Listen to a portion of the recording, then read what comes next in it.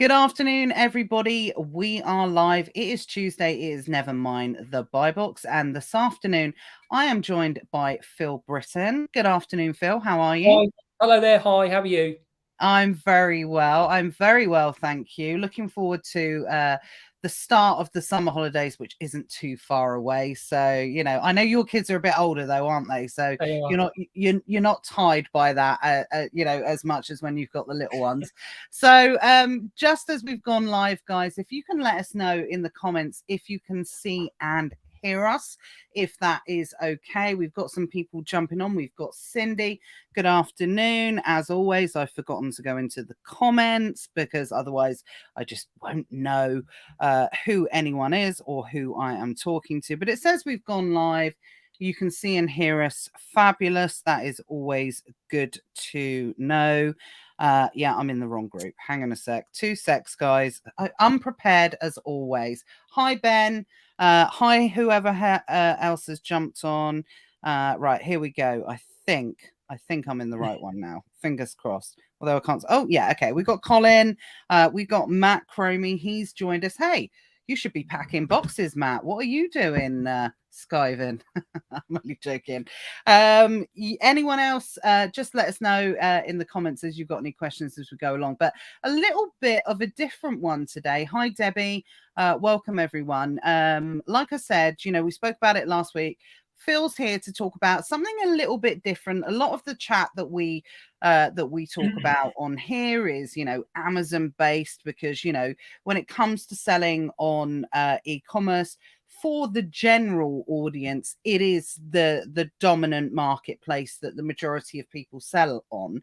But Phil's here to talk to us about how he's been able to leverage eBay, not only as an income stream, but it to be the dominant marketplace that he sells on for the type of business that he runs. So he's very kindly agreed to come on and talk to us about it, and hopefully for some tips and tricks, because I'm a real firm believer, Phil, in nowadays about strategically branching out into different marketplaces, different global platforms and things like that, once you have got the systems in place to be able to do it. And you've managed to do that really successfully over the last couple of years. Yeah, we've come from we've come to the e-com space from an opposite direction, really. I originally started on eBay. I'm going back nearly maybe 2 decades ago, and we've come from. I started out pretty much the same as everyone else did, really, just selling a few bits online. Then I found some opportunities and some gaps in the market, which I took advantage of. And then within 2 years, I've moved out of the back bedroom and to where we are now, where we have our own warehouse and staff, and the business has evolved, quite organically, really. And obviously, then we do sell on Amazon as well. But we have we're very conscious of not putting all of our eggs in one basket, with Amazon or with eBay. So we try and diversify our product portfolio against numerous marketplaces, whatever they may be. Yeah, absolutely. So I always call eBay the lost platform. And I remember when I first started talking to Matthew Wright, who obviously has a very successful store on eBay, like yourself. I remember selling on eBay 20 years ago, it being the only kind of vehicle that was around at that point. And, that was our, certainly mine and Matt's, that was Matt Cromie, not Matt Wright. That was our first kind of successful enterprise into online selling, because it was a phenomenal opportunity at the time, but it was only one of the opportunities at the time. But then, getting shiny object syndrome, FOMO, whatever, as other platforms has popped up, we kind of forgot about it and went full circle, and just then kind of stuck with, sticking returns on there. It's been a really long time since we've actually physically made money and profit on eBay. But with yourself, is it something that you came back to at a later stage, or did you always stay on eBay during that period of time? We've stayed on there all the time. We haven't, sort of deviated too much away from eBay. Obviously, there has been periods where the stock numbers have been a bit low, and we've concentrated on other things. For example, Amazon. But eBay has been pretty much a steady constant in our lives. For the duration. But as I said, we've always maintained that relationship and always had a presence on eBay. Yeah, absolutely. So a few others have joined. Just if you've just joined, guys, hi Brianna, hi Paulina. Drop us any comments as we go along, any questions that you may have for Phil.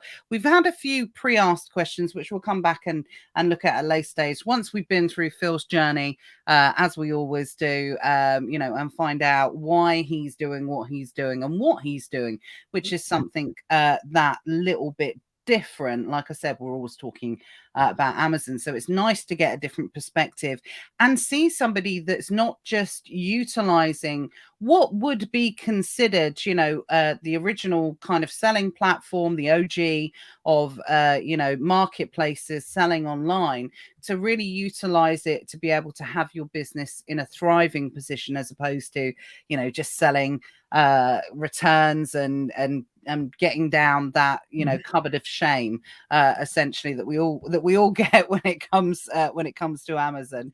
So talk us through it. You kind of kept that presence the whole time. You started selling on Amazon. Obviously, we're not going to go back, the full Amazon. This is how used I am to talking about Amazon. I call it, eBay. So take us back to because one question I don't think I've ever asked you actually is how long you have been a full-time entrepreneur. Has it been the full 20 years, or has it been a reduced period of time? And if not, what was it you were doing before? Yeah, it's been pretty much sort of nearly the 2 decades really. Prior to that, I was working for the man in the corporate environment. I actually, prior to that, I'd worked quite for that period between, leaving college and up until sort of, late 30s, that sort of time, 30s. I was actually heavily involved in the motor industry, and I was in the car auction environment. I used to be an auctioneer when I was I started car auctioneering when I was in my early 20s. Wow.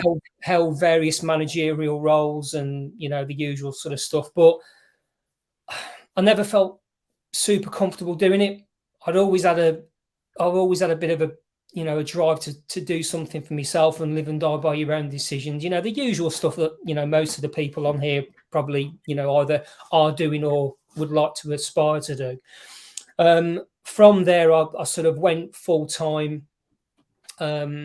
Where I was actually had my own car buying consultancy business that lasted for a few years. And then all of a sudden I came across a vintage clothing wholesaler that was in the UK that was selling a lot of old vintage Adidas tracksuits. And I've always had a bit of a passion for trainers, vinyl, tracksuit tops. I'm a bit old school in that respect. So I've always had a love for them sort of things. And I used to do a bit of DJing when I was very younger.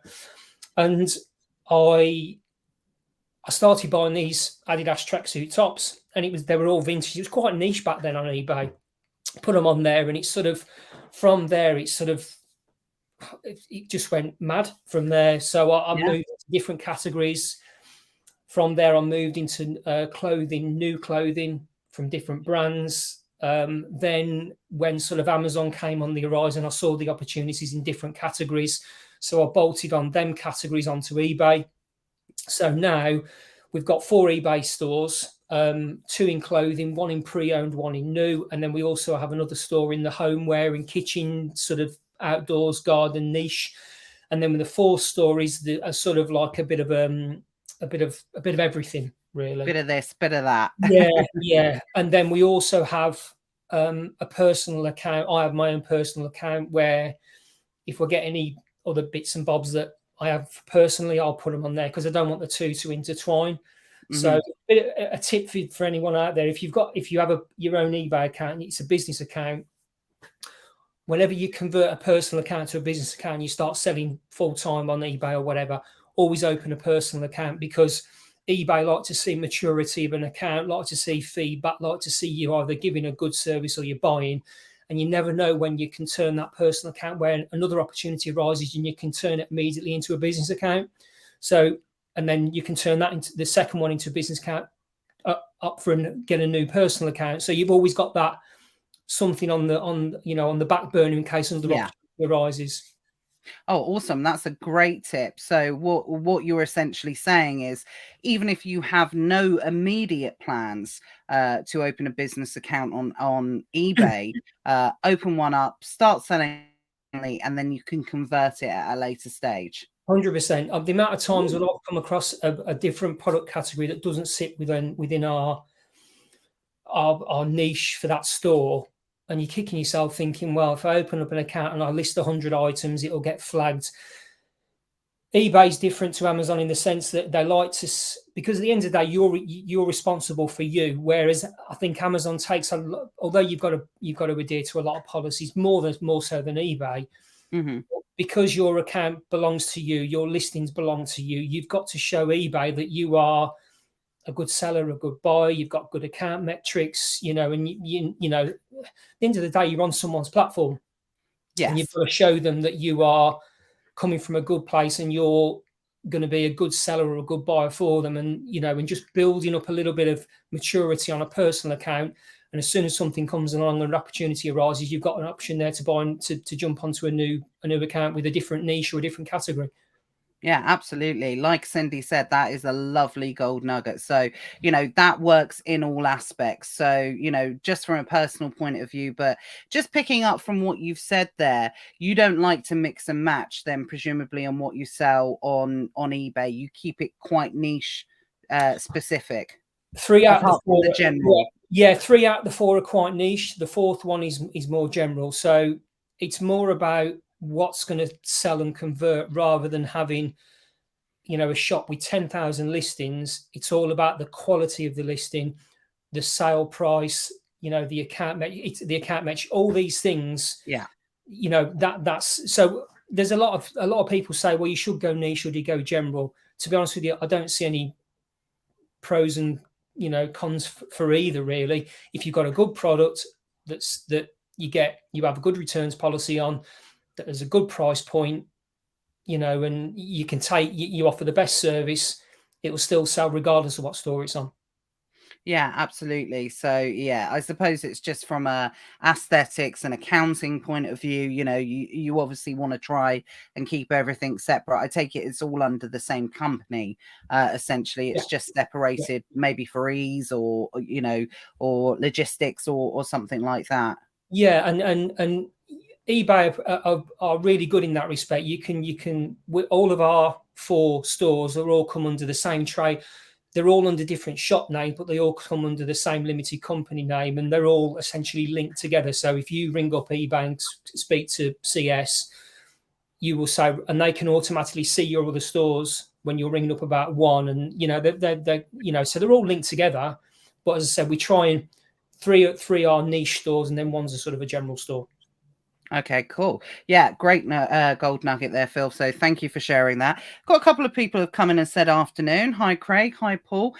Good to have you here. Today we're discussing, something that a little bit different, talking about eBay and how you can maximize that opportunity. So, obviously with regards to having these kind of specialist stores, and like Cindy said, having a passion for fashion and giving you that niche to be able to follow and go down. Would you say that has helped you in terms of building the business in order to on eBay in particular? Because I definitely see, especially as a reseller on Amazon, you can sell anything and everything. You don't have to separate by stores. You don't have to do this. If I fancy selling some deodorant today, great, and then I can sell some Barbie dolls tomorrow. You're a bit of a Del Boy more, I think, when it comes to Amazon.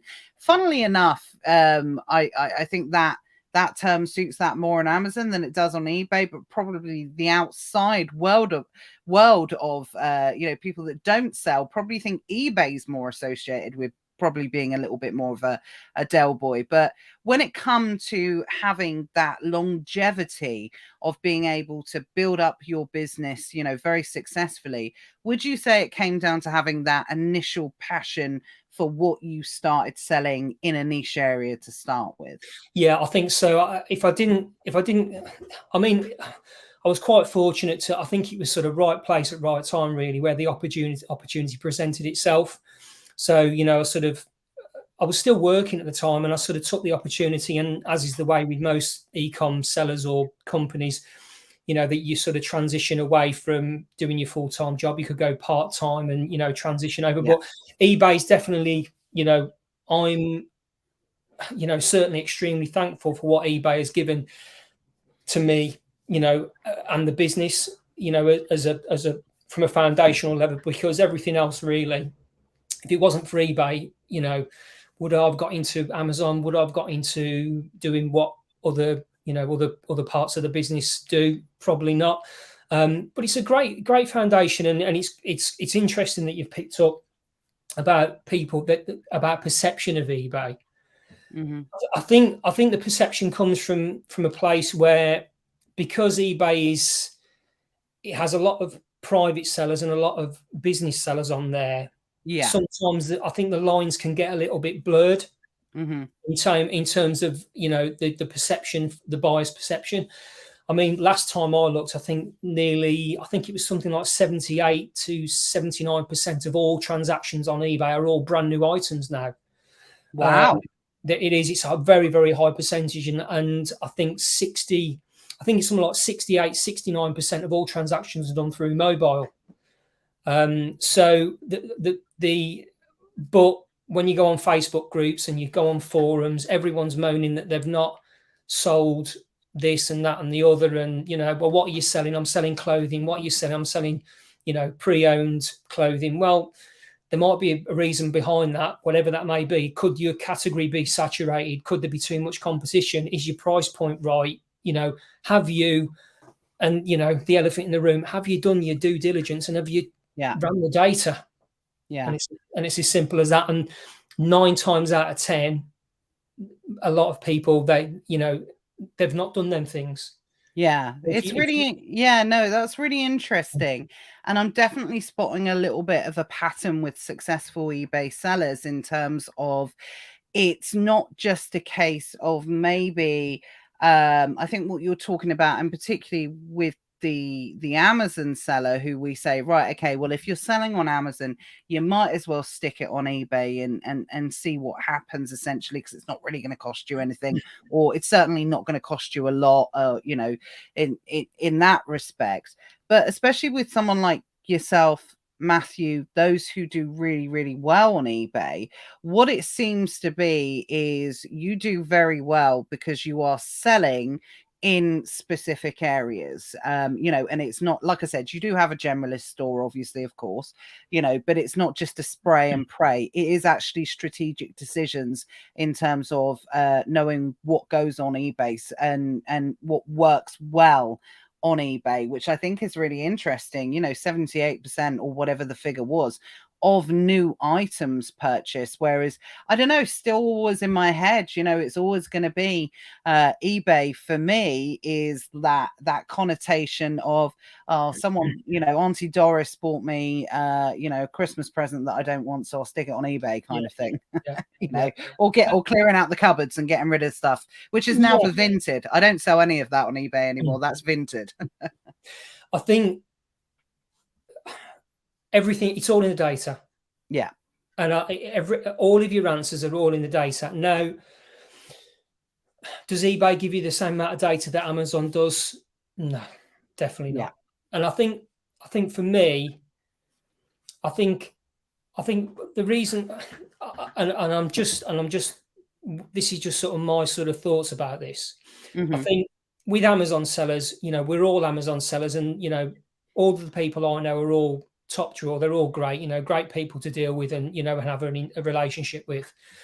But I think a lot of Amazon sellers, I'm quite fortunate because I've come in from the other way. I've come in from eBay to Amazon rather than Amazon to eBay. I think that's actually put me in a better position, or put us in a better position.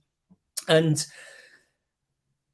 the amount of software, let's be honest, the amount of software that's available to Amazon sellers is mind blowing, you know, and it takes a lot of the heavy lifting away from them, doesn't it? I think, you know, Keeper, sourcing sheets, you know, wholesale software tools. And because you don't get a lot of that on eBay, I think a lot of Amazon sellers will go, I can't be bothered, you know, I agree. do that. And the other thing as well, I think a lot of people don't know either where to find the data, how to interpret the data, and know if they've got a winning product. You know, I was funny enough, I was speaking to someone yesterday who has just transitioning over to eBay, and he says, "Oh, I've put 10 listings on, and I'm not getting no sales." Well, why you're not getting sales? So is your listing optimized for keywords? Are you filling out your item specifics correctly? Is your back end all up to date? You know, there's a lot of things, and I think with Amazon sellers, they might have given it a go in the past and put on 20 listings, and they've not had any success, and they've just gone, I can't be bothered, and they've gone back to Amazon. But it's all, and the thing is as well, because they may not know how to find the data and how to interpret it, that might be a stumbling block for them as well. But it's all there, and the thing is as well, because you actually own because you own the list. Well, you own the listing; it's your listing, and no one can jump on it. Whereas Amazon, you've got X amount of sellers on one ASIN. You to a certain extent, you're in charge of your own destiny. Really, you can whatever photos you want, whatever price you want, whatever delivery you want, and you can, if you know what you're doing and you're good with your launch strategy and your marketing strategy, you could do very well. Yeah, absolutely. And I think it is that level of what you've spoken about. And we talk about this a lot in the Hive, with regards to all the more kind of advanced, not necessarily, I don't actually sometimes think they're necessarily advanced. They're just not, like you said, the lowest hanging fruit, because obviously the lowest hanging fruit is always going to fall and, become rotten in terms of, if it's easy, it means everybody can do it. Matthew again talks about barriers. He whenever he explores something from a selling point of view, the more barriers he's got, the happier he is, because it means less chance of saturation and things like that. I think I've also noticed that there's a little bit of a pattern as well between people who are just the FBA seller, who understandably maybe has a team, they're using a prep center. They either want to live that kind of it being an extra side hustle, or digital nomad, where they don't want the responsibility of their own, warehouse space. I tend to see a pattern as well with people that have got their own premises as well, being a lot more successful on eBay than the standard FBA seller, because obviously that's not the reason why somebody who probably went into and was quite attracted to FBA, because you don't have to have the boxes piled up in your home and things like that. So there's definitely a correlation between that. So what I would say in particular, and I don't know if you'll agree with this, Phil, is maybe, and it won't be often that you'll hear us, well, I don't know, I think it is actually. I always say to people, don't do stuff unless it's part of your plan, unless it's part of your long-term plan. If you are not planning on having a warehouse in the future, if that's not part of what you want to do, if you want to be the Johnny Smith of the world, the Tom Parkinsons, where you are traveling the world and enjoying the benefits of what this business gives in particular, then maybe going down the eBay route is not going to be for you, because there isn't really, short of putting your stock with and having an agreement with like a 3PL, there's still not been that really good solution, has there? We're all saying, for outsourced, fulfillment by eBay. Yeah, and I totally I completely understand and respect, why people, use Amazon because of the convenience it gives you as a seller. You know, it's sort of, you know, you prep your boxes and then they're gone, or use a prep center.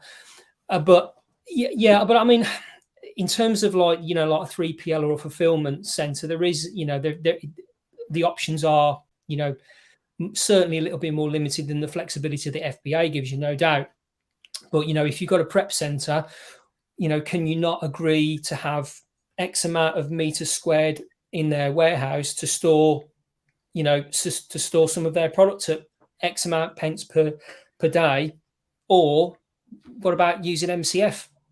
Yeah. You know, it's quite easy. All you need to do is put a declaration on your eBay listing saying we use Amazon or we use another marketplace to fulfill all our orders, as we also sell on that platform. So you may experience your parcel arriving in an Amazon package or something like that. And I think if you're upfront and honest with customers, I don't think you'll ever really have too much of a problem. But, you know, it's like going back to what you said with Matt, you know, it's then barriers, and people don't want to sort of, sometimes people, you know, don't want to break them barriers down. But there's usually, you know, MCF or a, you know, prep center or a fulfillment center. You know, there are ones available in the UK and probably, you know, worldwide that you might want to take advantage of. And if you said, I've heard you say this numerous times, if something goes wrong with your Amazon account or you're having listings deactivated, you know, you could do with maybe diversifying to another platform. Yeah, absolutely. It just makes sense to, you know, not have, I think most people have learned, you know, by now that we're definitely advocates of not having all of your eggs in one Amazon basket for various different reasons.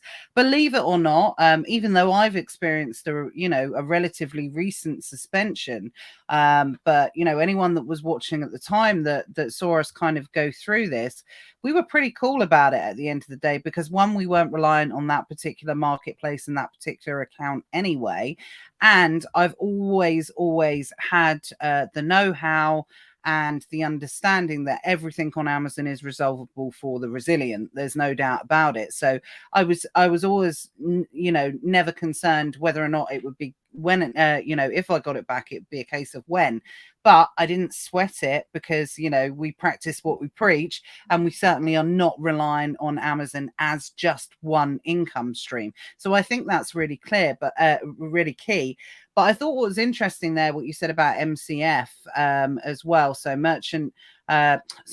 multi-channel fulfillment, which we'll come on and talk about in a moment. But I just want to quickly pick up on what Simon says there about, think traffic to eBay is harder in dispatch time compared to Amazon next day delivery. So, you know, talk to us a little bit about that. What's your experience on that, Phil? You know, if you've got, I don't know if you have the same items on eBay and Amazon at the same time. Can you know, if you do, what is the comparison? How quickly one sells one the other? I know it's quite niche, or, you know, yeah, just talk us through a little bit like that. Is that right in your opinion, or is that something you don't really experience? I think it comes back to the fact of, have you checked the data, and have you got an item that you think is going to sell relatively well on eBay? You know, anybody can put anything on eBay, but do they know it's going to sell or not? You know, so for us, you know, we always make that sort of educated decision, right? Do we send it to Amazon? Do we send it to eBay? Or do we do both? You know, we always, but having said that, sometimes it's very difficult to try and second guess the customer, because I've had products in the past where we think this isn't going to sell on either platform, and you send it and then it flies. Absolutely. So those are the times when you question your expertise, right? Yeah. When you're like, you've done everything right, you've done your due diligence, and you're thinking, right, this is going to be a stinker, and it turns out to be an amazing product, or vice versa. But, you know, sometimes you just got to put it out there and test it, right?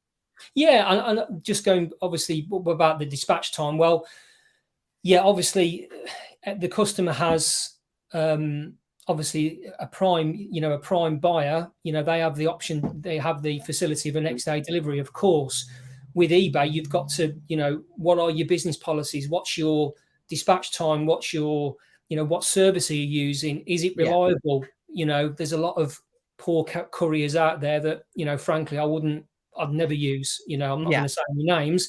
But go ahead, burn them, Phil, burn them. No, I'm not going to do that. I'll get myself in bother. So it's really it's your dispatch time on eBay is down to you. What do you decide? What are your policies? What are your dispatch times and your policies? Are you going to send it within 1 working day or same day with a cutoff at 2 p.m.? Are you going to use raw mail 24, 48, and all the rest of it? And to be fair, our business, I would say, on the whole, uses raw mail. They've had a few problems over the last 12 months. They're all, that we all know that in the UK. But you know what? I find them as solid as a rock. I very rarely have lost items. We send the vast majority of our items RM24 with the 2D delivery confirmation, and normally they're there the next day. So could you say it's doing just as good a job as Prime? Yeah, possibly. Absolutely. It does amaze me now. I can order something from like Next at 10:45 at night, and it's with me 9:45 the next morning. I think the world has moved on in terms of a network of different couriers and infrastructure in place. So that's it's an interesting comment. So thanks for talking us through that. Cindy said merchant. Whenever I see an M, it's a merchant. Multi-channel fulfillment worked well for me when I was selling on eBay. The only problem was when I went out of stock and Sellerboard didn't update in time. Nobody ever complained about super fast Amazon shipment, and now they send in plain packaging, don't they? Except for the big blue van and the man that gets out of it. We don't have blue Amazon vans around us. I think it's a London thing. They're the electric ones, I think, aren't they? I think so. We've had 1 or 2 electric ones coming up and down our street over the last few weeks for sure. But with what Cindy mentioned about being out of stock is, have you set up your account to have the out of stock feature set to on? Ooh, there we go. Let's know. What that means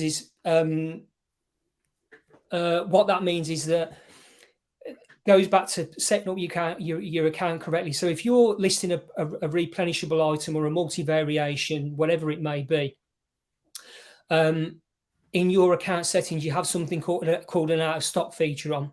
So when you flick it on and you're selling replenishable items, when you go out of stock, your listing does not actually get delisted.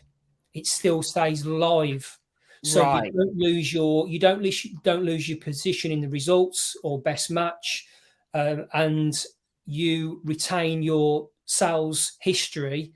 Whereas if you were selling a replenishable item that you went out of stock because you couldn't get it from the wholesaler and you didn't have it switched on, it would delist it. So you would have to start listing all over again.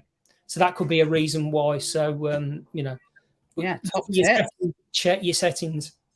Yeah, lovely nugget, definitely. And I think what I would have, just to add that now, transparency alert, I'm not an eBay seller, but just from a common sense point of view, I think what I would do is if I was reliant on multi-channel fulfillment and there was a little bit of a syncing issue with Sellerboard, which is actually a really good bit of software. I think it's a very underrated bit of software, actually, but hopefully you guys won't be using it much longer because we've got B stock coming out soon, which is going to solve this problem. Yes, it's going to solve this problem massively anyway as well. But what I would also have is, it's a little bit of a pain in the bum, but I know Cindy ships herself anyway as well, so I know and this is only going to work if you're prepared to ship yourself. If you are using that multi-channel fulfillment from Amazon to eBay, then what I would just have is a couple on hand, that if it did kind of blur the lines and didn't sync correctly, that I would have a couple of made up. It'll probably be bundles in Cindy's case, something like that at home in stock, that if it ever went over, then I'm not running around like a mad like a headless chicken trying to fulfill it. I can just pop down the post office or get boy from Yodel to come and pick it up or whatever it was. And if you're going to do that, put your dispatch time at say 1 day or 2 days. Yeah. So it gives you the breathing space to fulfill it, process it, and take it down the post office. But make sure that you're uploading your tracking information on time, because you'll end up incurring a late delivery metric, and eBay do not like that. Right. Okay, that's interesting. So that's one thing eBay and Amazon have in common. So that's a really important metric when it comes to selling on eBay. Yeah, late delivery metrics, defects on your account. Defects can range from numerous things. The most common one is not resolving, is what they call without seller resolution.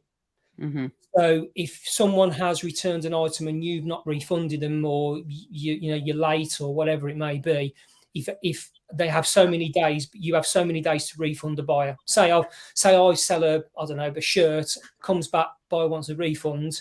You normally have X amount of days to actually initiate that refund. If they don't, and the buyer asks eBay to step in, you get a defect on your account, and you have to be under a certain amount of defects percentage versus your sales. So that's something you need to bear in mind as well. eBay certainly over the last few years, maybe a bit longer, have certainly evolved in terms of they want their buyers to have that experience. They want a good customer experience. That's why, if you're a below average seller, they don't promote you in the algorithm as high as a top rated seller. So eBay want the best people selling the best products at the best prices, and you get rewarded for it. But you have to stay on top of your account metrics, because if you don't, then that it ends up causing you a problem. Same as Amazon, really. It's exactly the same. Well, I think that's where you do have to carry stuff over, because if you are going from Amazon to eBay, I'd imagine that's one of the only benefits of doing it that way around. You're kind of so paranoid about, what you've got to keep on top of, and, due diligence, and, doing all the right things that you want to do in this type of business anyway as well, that behavior is going to carry on over into that platform, which is how eBay is going to reward you, and how you're going to get ahead in the algorithm and get recognized more as a seller. Yeah, definitely. I would, if you keep your account in good order, and you're giving that good customer service, it's not rocket science, is it? For eBay, they will help you and promote you. And I find that eBay's far more, when it things come like customer service as well, or seller, when you ring up seller support, they're far more not accommodating, but they're easier to deal with, I think, in my experience. And I understand people may not want to sell on eBay because of, obviously, they have to do their own fulfillment and this, that, and the other. But for me, if a seller is spending an hour every day or half an hour prepping a box, well, just spend an extra 20 minutes doing some orders from your eBay store and pop them in the post box. Yeah, you can get raw mail to even come and collect your products now. All right, there may be a small fee to incur, but again, it's just taking the heavy lifting away from you. Yeah, absolutely. What is it for free collection? Was it or free? Is it over 15 a day? I can't remember. It's been such a long time. Well, for if you've got a raw mail account, a business account, you have to do over £16,000 a year to get free collections. To get free collection. Yeah. But if you could log on to the website, I mean, Raw Mail have been doing a lot of promotions recently, I think, to try and increase revenue because of obviously the issues having. But there we go. Yeah, Cindy's just confirmed that personal Raw Mail collections are free right now, because let's face it, they've got a hell of a lot of competition, and they're fighting to survive really a bit at the moment, aren't they? Yeah, 100%. Yeah. Okay. So another gold nugget there. Debbie says we have those often in Derby. I know she's talking about the blue Amazon vans. I don't think I've ever seen one actually, but obviously being down in Bournemouth, it's probably like not a surprise. It's like an Amazon horse and cart or something like that. But yeah, I've definitely not seen a blue one down here. Maybe I just haven't noticed it. I just don't leave the house. I work from home, to be honest. So I think it's more a case that Simon said, what a nugget for out of stock listing. So thanks for that. Never knew. So we need a thread or a post on that. So anything that you can do to pop that in the group or anything, that will be much appreciated, Phil. But yeah, lots of gold nuggets coming out for, stuff. It's so simple because obviously stuff that's, so normal for you is like kind of really groundbreaking for everyone else because, it is that kind of forgotten platform. People really do forget about it when it comes to selling on eBay for sure. So one other thing before we jump into some of the questions that we were pre-asked, which I'm really interested in, and I think this is something I know that you do within your business. You're a big advocate of, and it's been a vital part of success in your business. You know me, I completely agree on this. Is the relationships that you've built in your business with your suppliers, because for anyone that obviously I'm not going to tell you exactly what Phil does, but a lot of it is based on relationships that you've built, finding unique suppliers, building on those relationships, getting introduced into new opportunities. So talk to us a little bit about that and what impact that has on your business. I'm a massive fan of relationships. You'll find me more favoring getting on the phone and talking to the supplier rather than emailing. Now, emailing is great, and it serves a purpose. But for me, maybe I'm just a bit old school. I don't know. I'm just you like your retro stuff. Yeah, so maybe I'm just I'm a bit old school, and I would rather. I mean, I've just been speaking to a supplier today, and we've been talking about accounts and and having a look at new credit terms with them and stuff like that. And it's just, I actually, I can't speak for anyone else, but I actually feel better when I've got off the phone knowing I've got what I needed and I've concluded what I needed to do, rather than waiting 48 hours from an email that comes in your junk folder and it's a bit vague, and then you've got to go back and just get on the phone, and most suppliers are receptive to just having a chat to you. And I think as well, I think a lot of suppliers quite like that as well. They're probably the same as me, really. It's we can all, it's a bit desensitized, isn't it, the email, as great as it is. It's just I just like to get on the phone. But relationships I think we certainly wouldn't be where we are in terms of our business if it wasn't for them relationships that we've managed to cultivate over over a period of time. I mean, I've got one going way back. I've still got a clothing brand that's selling one of our stores that we've had a relationship with now for about 15 years. Wow. That we still deal with every single week. We still have a supplier of one particular product that is a pre-owned product that is on another store. The price point is anywhere between £65 and £100, and we've got a significant margin across them, and the ROIs are fantastic. But it's just, and we're on the phone to them most weeks. When you got new stock, can you send it, and all the rest of it. So yeah, I'm a big fan of certain big fan of relationships and relationship building. Absolutely. And we talk about all these new technologies that are coming in place, and chat GBTs and AI stuff and robots and things like that. But in terms of being able to make money online, which is obviously still a relatively, well, not a new way. It's been around for a good 20 odd years, obviously, but there are still going to be human elements that are going to be really, really hard to beat at the end of the day, unless you go into that kind of deep fake stuff and, pretending to be someone. But, I've always spoken about this. A lot of wholesalers in particular, they're still owned by some really kind of older school people, where this is really, they like that chat. Cindy says they love a northern supplier. They love a chit chat, and I anything that I've done over the last 20 years in particular, one of the key elements, whether I'm selling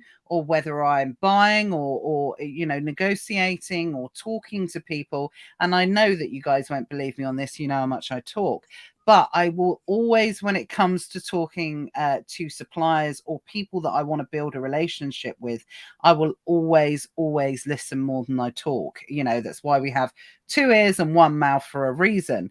And building those relationships is incredibly important, because I also think, again, it's that next level. You talk about picking up the phone again. You know, I'm one of those people, when I get into a text battle with someone, I'm like, oh, for God's sake, I'm just going to ring them. You know, this is, you know, and like you said, it's that resolution of being able to come to a conclusion on something that might take ordinarily a week to sort out digitally, and then you might get a misunderstanding at the same time. And I also think with having those relationships with people as well, sometimes, not always, because obviously they're in business, but when the next person comes along and they're like, oh, hey, I'm thinking of starting a retro vintage clothing store on eBay, can I purchase off you? There might be somewhere in the back of their mind saying, well, do you know what? Actually, we're really happy with the relationships that we've got in place with the people that we already supply. And I know that that will definitely be an element as well. Yeah. Get yourself to trade shows. That was gonna be my next question. You got me, Phil. That was going to be my next question. Do you do the trade shows? Because obviously that's generally where the spark or a start of a relationship is built, right? Yeah, 100%. I've you know, I was at one last week, and we've opened up an account with a new supplier. That this particular product is very much an autumn winter product. So this supplier was showing last week at one of the trade fairs. So I met him. I said, look, I want to set up an account in anticipation of autumn winter 23. You know, and then I've had an email on Monday, sent me account application form off. There we go, job done. And you know, hopefully we can. I mean, 6 weeks, 8 weeks, and we're you know, beginning of September. Which is flew, hasn't it? It's really. I know, it's crazy. This year has definitely gone quicker than anything I've experienced. I've got a mad week next week in terms of, you know, getting a lot of stuff ready, and then it's summertime. Then it's Q4, guys. You know, so this is definitely we're in countdown phase now for how long it's going to be before we go into full Q4 mode for sure. We got a couple of questions here. So Paulina, well, first of all, Simon said, you know, just going back to that tip on being out of stock, sold on eBay for years and lost listings through that out of stock. So he's definitely going to check those settings out. So thank you for that. Really appreciate it. Paulina says, have you ever dropship on Amazon or any other retailers like eBay, things like that? Don't get involved in dropshipping. Not a fan. No. Each to their own. But it's not for us. It was a conscious decision I made. I mean, there was a number of reasons. You know, one, the dropshipping model is, I would certainly say, you know, can be saturated.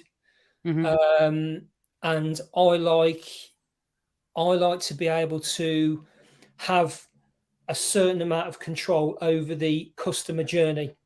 So I can't see the product. It comes from China. It goes to the buyer. I've never seen it. I don't know what the quality is. Has it got parts missing? So it's not that I don't, you know, it's great, it's drop shipping, you know, and it works fantastically well for some people, but it's something that we don't, you know, we don't have. And obviously I totally appreciate that there is when you're buying in wholesale or buying whatever, you know, there's a certainly an element of, you know, revenue that goes into that model. Yeah. Of course, you know, but it's something that we don't really do. And I would not suggest that you start Amazoning to eBay, because it's against eBay's terms and conditions anyway. The same way, I think Amazon is the same. They don't like drop shipping from other market, but I think they're quite strong on that. But it's something. Yeah, I think it's to do with I don't think drop shipping is there's always this misconception. Dropshipping is not like against terms of service in terms of you're not allowed to do it. There are specific rules and what you can do and what you can't do. So it's one of those things. Again, dropshipping tends to be the lower hanging fruit, like you said, more saturated, that type of thing. So if you want to be in longevity, and Phil's been selling on eBay for 20 years, if you've been kind of messing around with drop shipping, you probably would not have been doing it for that period of time. I know that you can drop ship on eBay, and you're really, for the rules and regulations, you're asking the wrong person, because I don't really know, but I know they're the same as Amazon.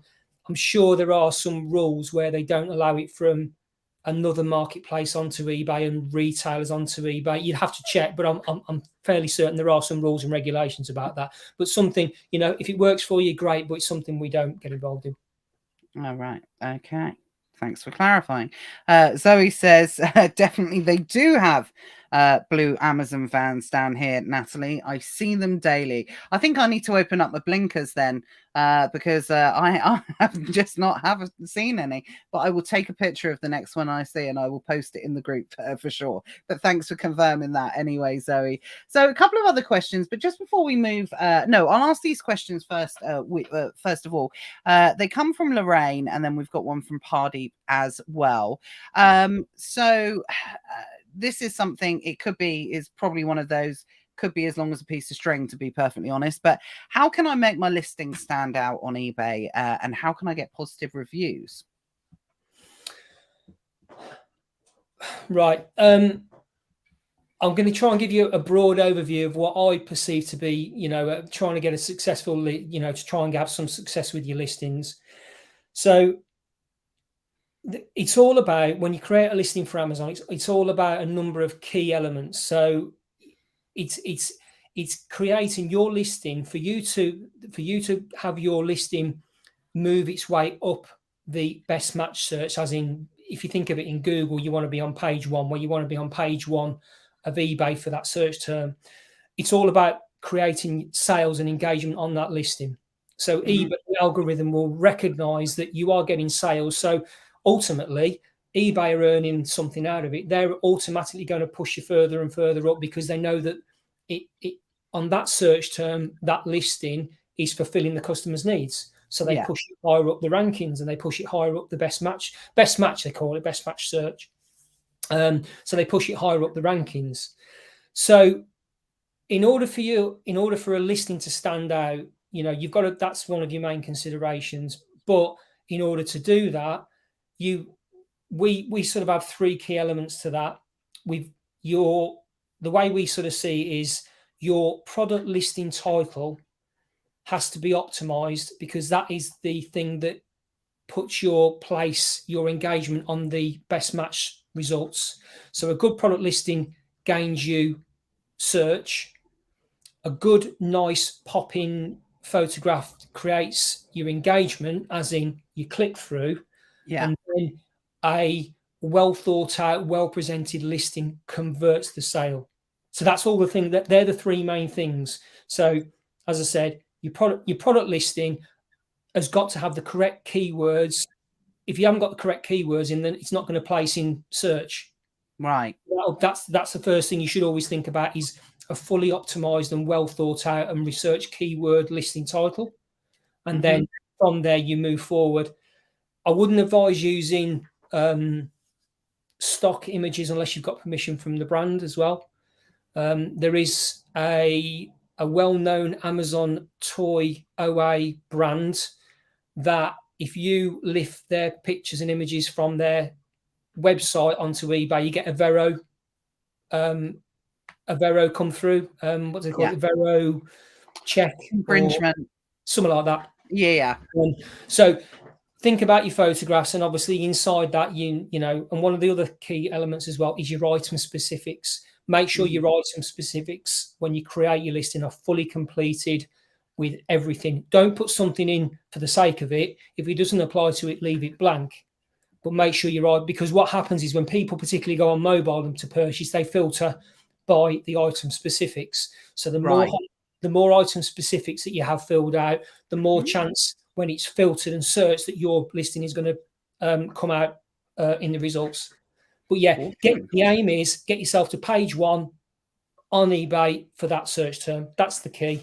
And on row 1 would be, God, if you're doing that, you're having a birthday. Brilliant. It's Christmas time Yeah. for sure. Great tips there. Thanks for that, Phil. Really appreciate it. The next question was which is I think we've sort of covered it anyway, but I'll just go over it. Is it best to have a separate business account? I think, you know, I get the if you're going to take it seriously, then yes. But like you said at the start, open up a personal one, sell some bits on there, and then convert it at a later stage if you're going to take it a little bit more seriously. If you need to, yeah, because, you know, as I said previously, another product category or something that could present itself. You go to a trade fair and you speak to a guy, oh, we've got some new products coming out this year in a completely different category. You might be able to seek that, you know, and there might be an opportunity there and put it onto a different eBay account. As I said, you can mix and match, really. I think, you know, we go niche and we go general. So, you know, you could do either or. Cool. Pardeep has asked the question, should I link the eBay and Amazon together for accounts? I'm not sure I understand that. The only connection I can make to that is like a multi-channel fulfillment. Possibly. Oh, yeah. no, sorry. Now I've said it out loud. I know what I mean, actually. Should I link eBay and Amazon together for accounts for accounting purposes? I think under the same company. I think. Well, we do. Yeah. You know, our workflow for our accounting is we have our 4 stores. We've got Amazon, we've got Etsy, and we've got a couple of other marketplaces that we are on. Everything comes through. I know a lot of people. We used to use Link My Books. Yes. But we use Dex Commerce now. Ooh, so, haven't heard of that one. Yeah, they used to be called Greenback, and Dex actually take them over. So we use Dex Commerce to link all of our shops directly to Zero, and then obviously everything's in Zero. But we found Dex Commerce really well, and the good thing is as well with Dex Commerce as well, when you go into it, you can see each individual transaction. Yeah, you can opt for an individual, so every single one you can actually delve into it and see what the fees are and everything. So that's why, you know, Link My Books has been great, but we went over to Dex Commerce, so we use them now. So that's our flow essentially. Yeah, definitely. That's really worth having a look at, especially if you've got all the different individual, you know, lots of different things coming from lots of different sources. So yeah, I've not heard of that one. So again, God, this is just gold nugget galore, guys. Unless Pardeep is watching, that's not what you meant. Please let us know. But once I read it out loud, I was like, okay, I think that's what it means. Paulina has asked, do you use eBay promoted listings and do you ever consider eBay ad rate suggestions? We do. We use promoted listing standard. Paulina's, I think, is referring to. I think she's referring to the dynamic option, dynamic ad rate that eBay have introduced. We don't use that. We may use it in the past. In the future, sorry. But what we tend to do is we set our own. I suppose because we've used it for such a long time, we get a bit of a gut feeling of what to set. So all we do is we'll have a couple of items that are very similar. One we'll put at 2%, one we'll put at 7%, or we may even not promote it. And then what we'll do is we'll do a 30-day check, and then we'll just measure the results. How many impressions did it have versus how many clicks and sell-throughs, and we do a test and measure, and then we make a decision on what ad rate to apply. It also very much depends on what category and what product you're selling. If you're selling mobile phone cases, you're better off doing a promoted listing on it. Whereas you could be selling something so niche that there's not a lot of competition. You don't necessarily have to use a PL. Anything stand out. Yeah. So absolutely. It's just working it out and just doing a little bit of research and, versus your competition and what the product is and what the category is. Do you know what? The more and more I'm hearing this, the more it is so similar to Amazon. There are so many correlating things here with regards to optimization of listings, ad rates in terms of suggested bid rates on Amazon and things like that. So I think there would be some really nice transferable experiences and skills that people, if they did want to go ahead and maybe start looking as eBay as an option. Like I said, I think we've already established you need to be a bit niche, have something a bit specific. You know, you can't just stick your 4-pack of Bisto on there and expect it to sell as well as Amazon. That's not going to happen. But think about some of the areas where you could potentially build relationships, offer it as a new channel. I know something Matt Wright in particular talks about is he uses it as a negotiation tactic in terms of, hey, look, okay, you're already selling on Amazon. Let me open up and sell on eBay for you. There's a massive opportunity there. So having that bit as well, you know, it's definitely something. If you have the facility, the inclination, it's part of your plan in the future. It's definitely something to look into. Yeah, I mean, is eBay bigger than Amazon? No, of course it's not. We know the power and the, you know, and what Amazon is versus eBay. Of course, we know that Amazon is far bigger. That would be, you know, it'd be ridiculous to say otherwise, but it shouldn't be ignored. Definitely not. Ignore it at your peril, folks. Yes, Jeff, this is recorded. Well, hopefully it is, subject to, you know, the technology working and everything. I'll let you guys know when this is on the replay. It has been uploaded on YouTube. Debbie makes a really great point here. My eBay store has feedback of just over 700, but my husband has a dormant one with over 7,000. So would she be better off using his account to grow the eBay? I would have a look at what the account status is in at the moment. So go into your account and have a look at both. So you want to be looking at, has either account got any defects on it? Are there any late delivery metrics? When was the last time the account was used? And have a look at your feedback, and you'll soon get an idea of which one to use. But 7,000 feedback is a great starting point. Yeah, you know, to start, you know, listing products, because you have that account maturity. eBay know who you are. So, you know, I think you could definitely utilize both, you know, and see which one, works best for you. But have a look at it. Also have a look at what status you are. Are you a below standard, average, above average, or a top rated as well? So, and then just utilize which account has the better status on it as well. Yeah, absolutely. Debbie's saying both 100%. So, you know, like I said, you're not going to get to 7,000 at that point. That's gonna go a long way in the eyes of eBay, because you're not going to get 7,000 by doing dodgy stuff, right? So, yeah, Debbie says thank you. Yes, Pardeep's confirmed. Got the question right. Brilliant. Good to hear. And Chris says he loves a bit of eBay. Well, if you can believe it, folks, we've hit the hour already. You know, doesn't time fly when you are having fun? But just before we let Phil go, I want to know if it's okay.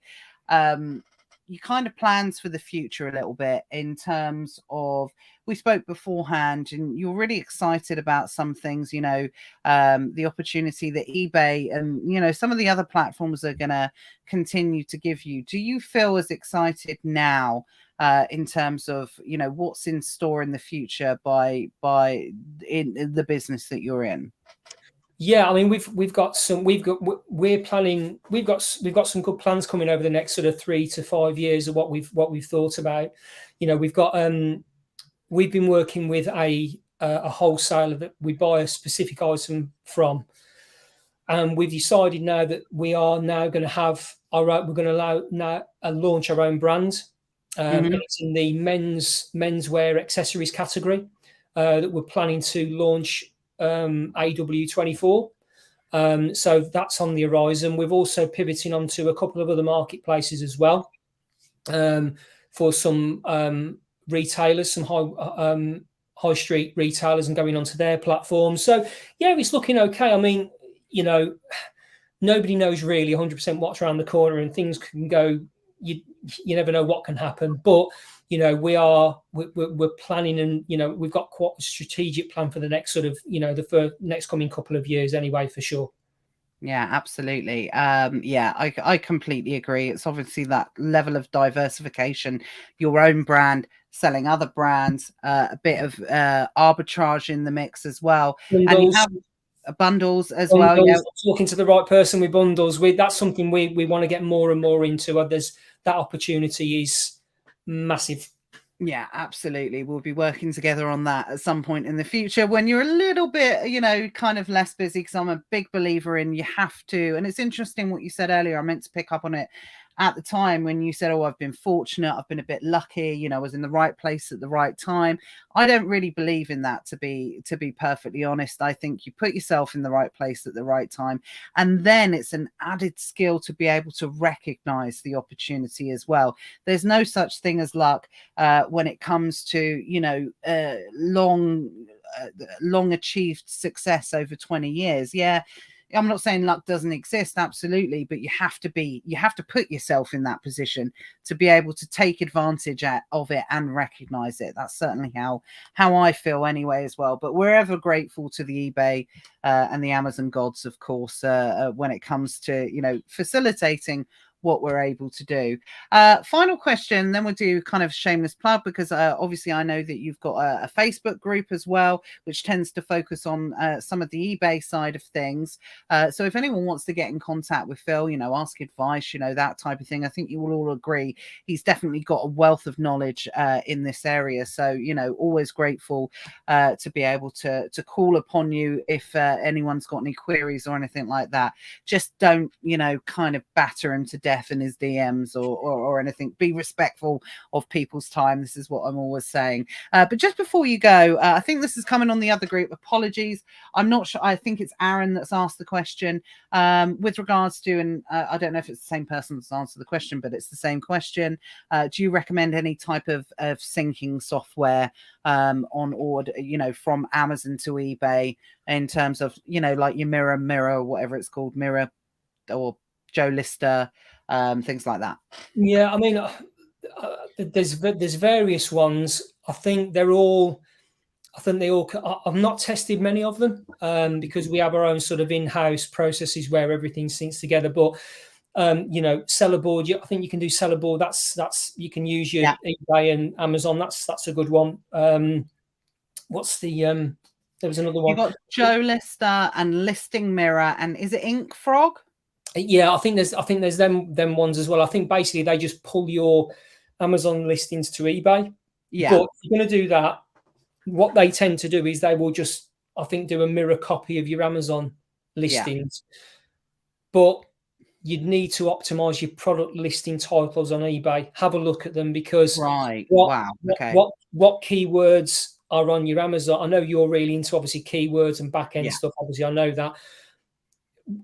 Just be mindful that what the keyword search terms on your Amazon listing, your X amount of characters, might not work for your 80 characters on eBay. So have a good look at that.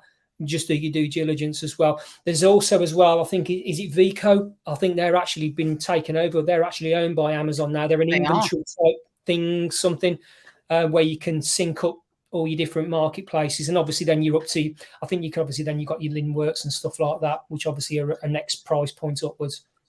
Yeah, I think you've got Vico, then the next step up will probably be Mintsoft, and then Linworks from them. But I think ultimately it's again of testing out and seeing what works for you and what doesn't work for you. I know Matthew in particular pays an arm and a leg for his Linworks, and it still doesn't do exactly what he wants him to do. So you've just got to really test and see what works for you and what doesn't. So thanks for joining us, Phil. I really, really appreciate it. It's been fascinating talking to you in terms of looking at something from a slightly different perspective. So if anyone does want to, get in contact with you or hear some tips and tricks when it comes to selling on eBay, you've got a Facebook group, haven't you? Yeah, well, I'm changing over the Facebook group because I've not been able to spend as much time on it as what I'd like, but I'm on the ecom group. So if anyone has got any questions, just drop me a DM. I'll be more than happy to answer. No problem at all. Yeah, absolutely. Really appreciate that, Phil. So yeah, tag Phil. But like I said, always, always, always, please be respectful of people's time when it comes to advice and things like that. For sure, we really do appreciate it. So we'll leave it here for today. Been absolutely fascinating. Thank you so much for your insight, Phil, for sharing your experiences. And we wish you the best of everything, for the rest of the year, and obviously for plans moving forward. Hopefully you'll come back and update us, maybe in Q4 or just after, of how the new plans are going and what the direction is from there. Next week, guys, I'm going to be doing something a little bit, or talking to someone slightly different again. Eddie from Prepare For You is going to be joining us. For anyone that doesn't know, Prepare For You is a prep center. So I wanted to get someone on from a really decent prep center to be able to talk about how we can prepare for Q4 in terms of prep, and have a really good deep dive into it. Because to be perfectly honest, as you said yourself, Phil, Q4 is creeping up on us. So if this is the first year you're thinking about using a prep center, then maybe maybe it's time. This is the time when you should really be looking into it, not when you're in crazy Q4 time. So a lot of prep centers don't take people on in that time anyway, as well. But also really diving deep into some of the fees and the costs, the pitfalls, what's good about it, what isn't good about it, and maybe a bit of the old 2D barcodes and things like that. So yeah, I promise you we'll make it as an exciting as it can be when you're talking about prep. But thanks so much, Phil. Really appreciate it. Like I said, it's been full of gold nuggets, and really thankful for you spending the time with us. So really appreciate it. No problem at all. No, happy to help.